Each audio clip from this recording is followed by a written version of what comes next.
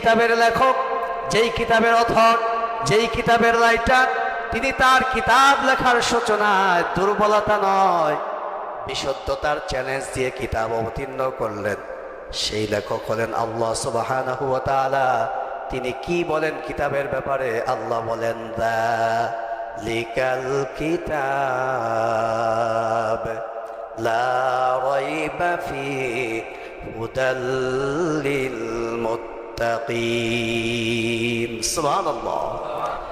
আল্লাহ রাব্বুল আলামিন বললেন, শোনো, এমন কিতাব আমি নাজিল করে দিলাম যেই কিতাবের ব্যাপারে কোনো সন্দেহ নাই, বিশুদ্ধতার ব্যাপারে কোনো সংশয় নাই। বিনা সন্দেহে এই কিতাবখানি তোমরা গ্রহণ করে নাও।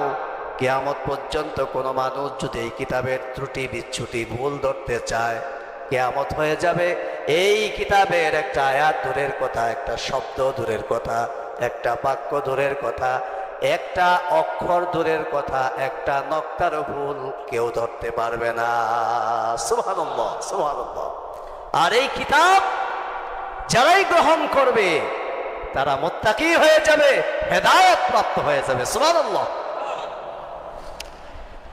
রাসূল করিম সাল্লাল্লাহু আলাইহি সাল্লাম বিশুদ্ধ কিতাব নিয়ে গেলেন মানুষের সামনে। লোকেরা বলল, কি কিতাব? আল্লাহ রাসূল বললেন, শোনো, এই কিতাব হলো এমন কিতাব, যেই কিতাব তুমি যদি পড়ো আল্লাহ তাআলা তোমার আমলনামায় সওয়াব লিখে দিবেন। আবার এই কিতাব যদি তুমি শোনো তাও আল্লাহ তাআলা তোমার আমলনামায় সওয়াব লিখে দিবেন। এমন কিতাব নিয়ে আসলাম তোমাদের সামনে, যে কিতাব পড়লেও সওয়াব লিখে দিবেন আল্লাহ, আবার শুনলেও সওয়াব লিখে দিবেন। শুধুমাত্র কেবলমাত্র একমাত্র একটি কিতাব, যেই কিতাব আপনি পড়বেন সওয়াব হয়ে যাবে, যেই কিতাব আপনি শুনবেন সওয়াব হয়ে যাবে, যেই কিতাবের দিকে দৃষ্টি দিবেন সওয়াব হয়ে যাবে, যেই কিতাব দিয়ে আমল করবেন দুনিয়ায় সফল, আখিরাতেও আল্লাহর জান্নাতে যাওয়ার মধ্য দিয়ে সফলতা পাওয়া যাবে। সুবহানাল্লাহ।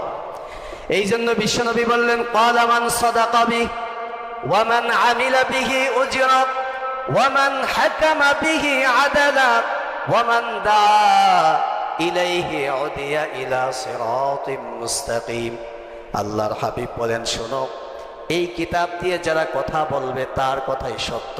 তার কারণ এই কিতাবটির রচয়িতাকারী কে?